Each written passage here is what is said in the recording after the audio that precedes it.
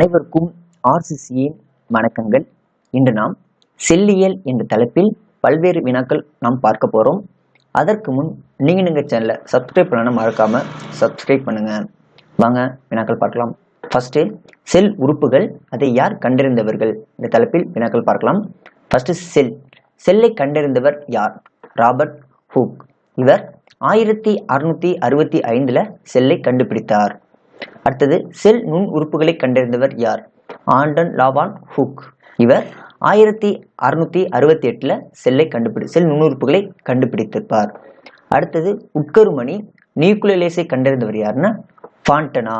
இவர் 1781 கண்டுபிடித்திருப்பாரு.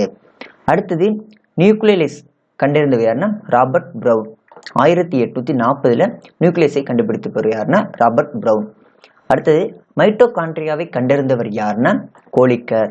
இவர் 1880 மைட்டோகாண்ட்ரியாவை கண்டுபிடித்திருப்பாரு. அடுத்தது, சென்ட்ரோசோமை கண்டறிந்தவர் யாருன்னா வான் பெனட்டின். இவர் 1880 சென்ட்ரோசோமை கண்டுபிடித்தார். அடுத்து, சைட்டோபிளாசத்தை கண்டுபிடித்தவர் யாருன்னா ஸ்ட்ரோஸ்பர்கர். இவர் 1882 சைட்டோபிளாசத்தை கண்டுபிடித்தார். அடுத்தது, குளோரோபிளாஸ்ட், இதை கண்டுபிடித்தவர் யாருன்னா ஸ்கிம்பர். இவர் 1888 குளோரோபிளாஸ்டை கண்டுபிடித்திருப்பாரு. ஃபர்ஸ்ட், செல்லை கண்டுபிடித்தவர் யாருன்னா ராபர்ட் ஹூக். செல் நுண்ணுறுப்புகளை கண்டுபிடித்தவர் யாருன்னா ஆண்டன் லுவான் ஹூக். அடுத்தது, உட்கருமணி நியூக்ளியோலஸ் கண்டுபிடித்தவர் யாருன்னா ஃபாண்டனா.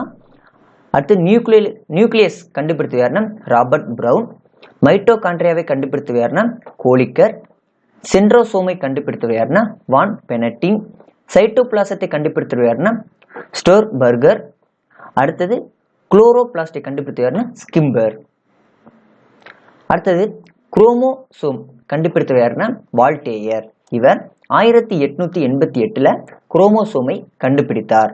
அடுத்து, லைசோசோமை கண்டுபிடித்தவர் யாருன்னா சிபி டுலே. இவர் 1898 லைசோசோமை கண்டுபிடித்தார். அடுத்து, புரோட்டோபிளாசத்தை கண்டுபிடித்தவர் யாருன்னா புர்கின்ஜி மற்றும் வான் மோல்.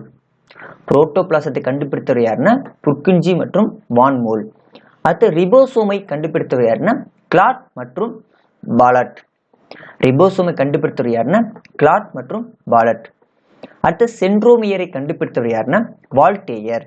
இவர் 1903 சென்ட்ரோமியரை கண்டுபிடித்தார். என்டோபிளாச வலைப்பின்னல் கண்டுபிடித்தவர் யாருன்னா போர்டர். இவர் 1945 தான் என்டோபிளாச வலைப்பின்னலை கண்டுபிடித்திருப்பாரு. குரோமோசோமை கண்டுபிடித்தவர் யாருன்னா வால்டேயர். லைசோசோமை கண்டுபிடித்தவர் யாருன்னா சிபி டுலே. புரோட்டோபிளாசத்தை கண்டுபிடித்தவர் யாருன்னா புர்கின்ஜி வான் மோல். ரிபோசோமை கண்டுபிடித்தவர் யாருன்னா கிளாட் மற்றும் பாலட். சென்ட்ரோமியரை கண்டுபிடித்தவர் யாருன்னா வால்டேயர். என்டோபிளாச வலைப்பின்னலை கண்டுபிடித்தவர் யாருன்னா போர்டர். அடுத்தது, செல்கள் எல்லாம் திசுக்களா இருக்கு. இந்த திசுக்கெல்லாம் சேர்ந்து உறுப்பு மண்டலங்களாக இருக்கு. இந்த உறுப்பு மண்டலங்கள்லாம் ஒரு உயிரினத்தை தோற்றுவிக்கிறது. இப்ப எலும்பு செல் உறுதி மற்றும் உடலை தாங்குகிறது. எலும்பு செல் என்ன பண்ணுதுன்னா நமது உடல்ல உறுதி மற்றும் உடலை தாங்குகிறது.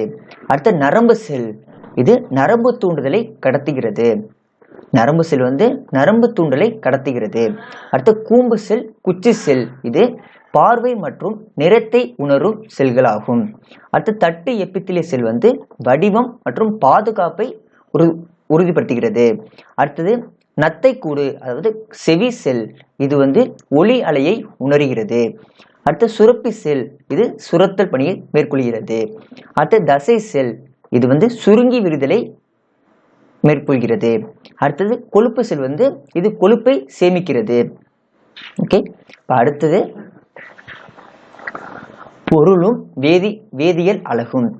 செல்லுலோஸ் என்ற பொருள் அதோட வேதியியல் அலகு என்னன்னா குளுக்கோஸ்.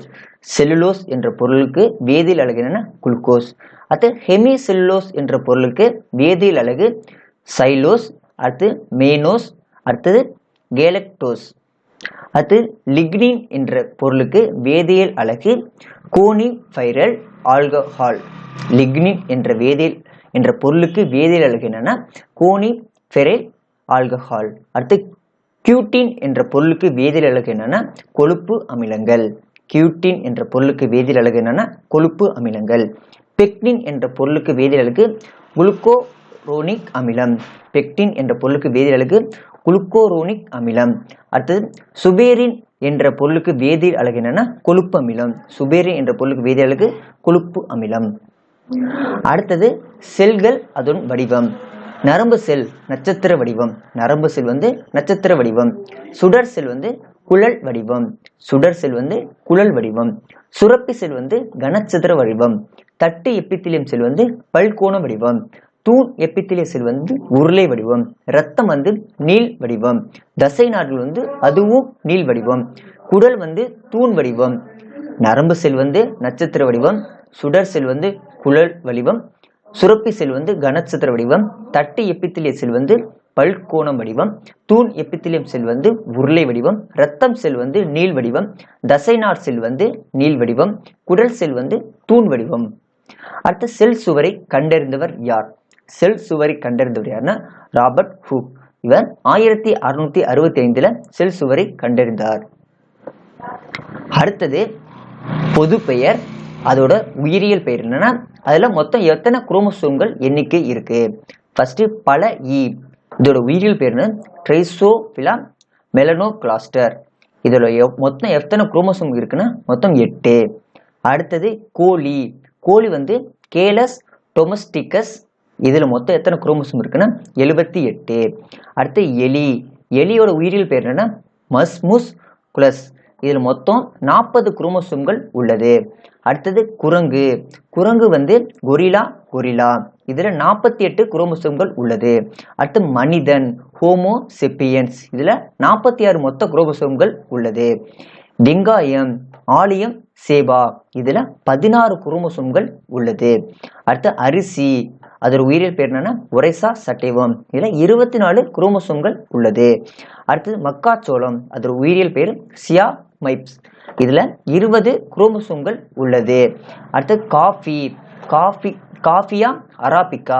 இதுல மொத்தம் 44 குரோமோசோம்கள் உள்ளது. அடுத்தது உருளைக்கிழங்கு செலோனோம் டியூபரோசம். செலோனோம் டியூபரோசம். இதுல மொத்த குரோமோசோம்கள் எண்ணிக்கை எத்தனை இருக்குன்னா 48. நண்பர்களே, இன்று நாம் செல்லியல் என்ற தலைப்பில் மிக முக்கியமான வினாக்கள் பார்த்தோம். நன்றி, வணக்கம். நாளை மற்றொரு வீடியோவுடன் உங்களை சந்திக்கிறோம்.